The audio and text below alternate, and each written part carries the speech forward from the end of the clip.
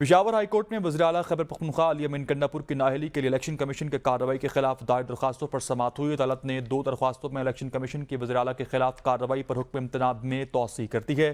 عدالت نے وزیراعلیٰ کی نااہلی کے لیے دائر درخواستوں پر الیکشن کمیشن سے جواب بھی طلب کر لیا ہے۔ مزید جانتے اپنے نمائندے محمد طیب سے۔ طیب، آگاہ کیجیے گا اس حوالے سے مزید۔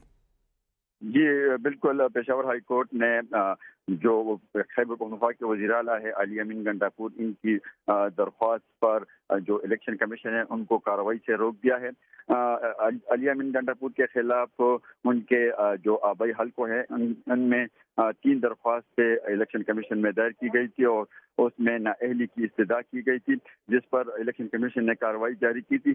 تاہم اس دوران علی امین گنڈاپور نے 3 درخواستیں پشاور ہائی کورٹ میں دائر کر دی اور اس میں استدعا کی کہ جو الیکشن کمیشن میں نااہلی کی کارروائی چل رہی ہے وہ غیر قانونی اور غیر آئینی ہے، لہذا اس کو روکا جائے۔ تو عدالت نے 2 درخواستوں پر کارروائی روک دی، کیونکہ ان میں سے ایک درخواست پہلی ہی جو علی امین گنڈاپور کے مخالف تھے انہوں نے واپس لی ہے، اور 2 درخواستیں اب بھی الیکشن کمیشن میں زیر سماعت ہے، جس پر پشاور ہائی کورٹ نے کارروائی روک دی ہے اور الیکشن کمیشن سے جواب طلب کر دیا ہے۔ جی صحیح، جواب طلب کر لیا ہے۔ ہمارے ساتھ نمائندہ اے پی نیوز پشاور سے محمد طیب موجود تھے۔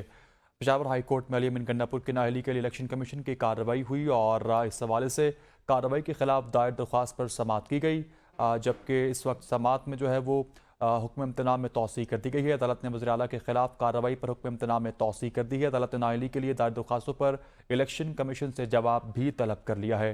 پشاور ہائی کورٹ میں علی امین گنڈاپور کی نااہلی کے لیے الیکشن کمیشن کی کارروائی ہوئی اور کارروائی کے خلاف درخواستوں پر سماعت ہوئی ہے۔